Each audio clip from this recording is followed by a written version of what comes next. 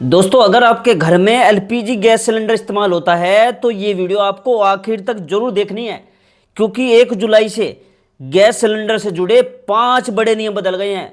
और अगर आपको इनकी जानकारी नहीं हुई तो हो सकता है कि अगली बार आपको सिलेंडर जो है वो टाइम पर ना मिले या फिर आपका सब्सिडी का पैसा भी अटक जाए।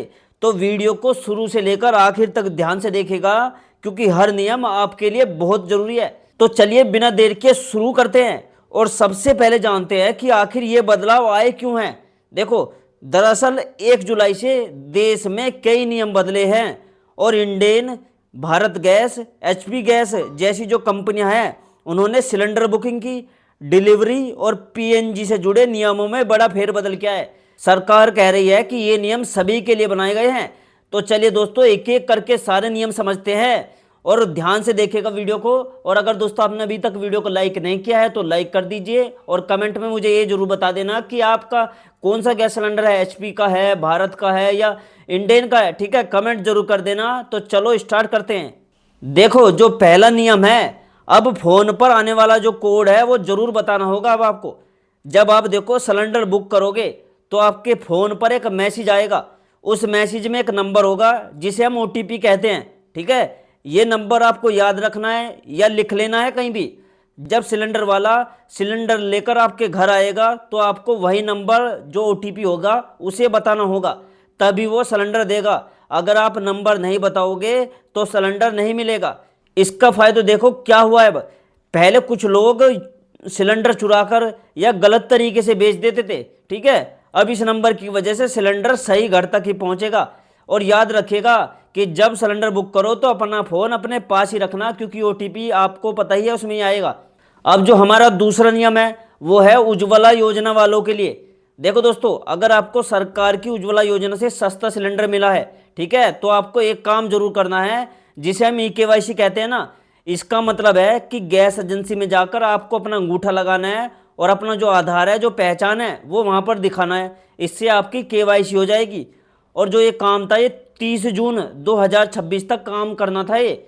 अगर आपने अभी तक नहीं करवाया है तो जल्दी करवा लो, नहीं तो सरकार से मिलने वाला जो पैसा है, जो सब्सिडी है, वो बंद हो सकती है।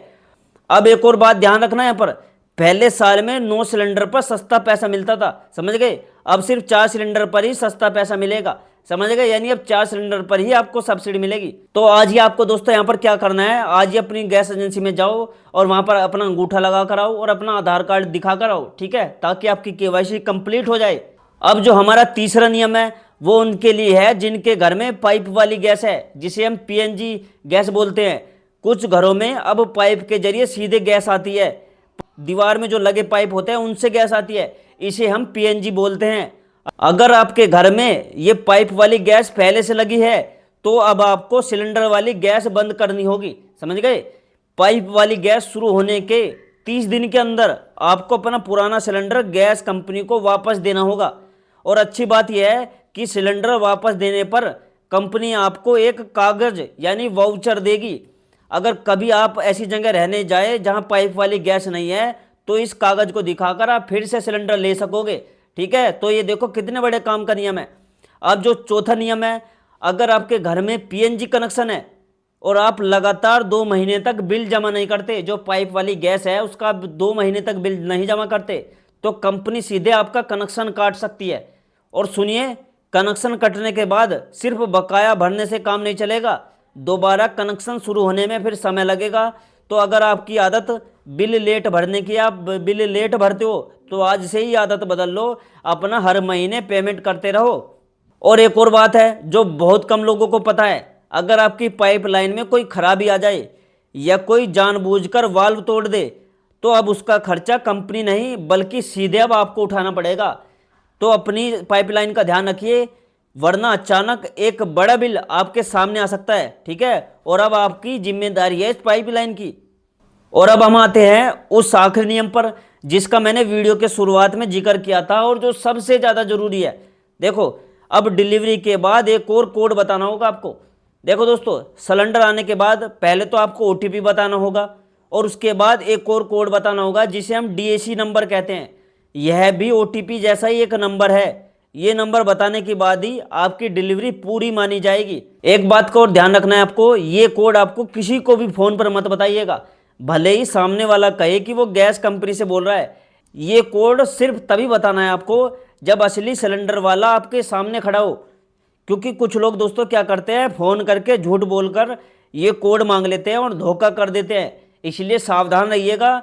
डिलीवरी के बाद आपके फ़ोन पर एक मैसेज भी आएगा जिसमें सिलेंडर का पूरा पैसा और तारीख भी लिखी होगी, तो इसे संभाल कर रखिए। एक उदाहरण से समझिए तब आपको समझ में आएगा।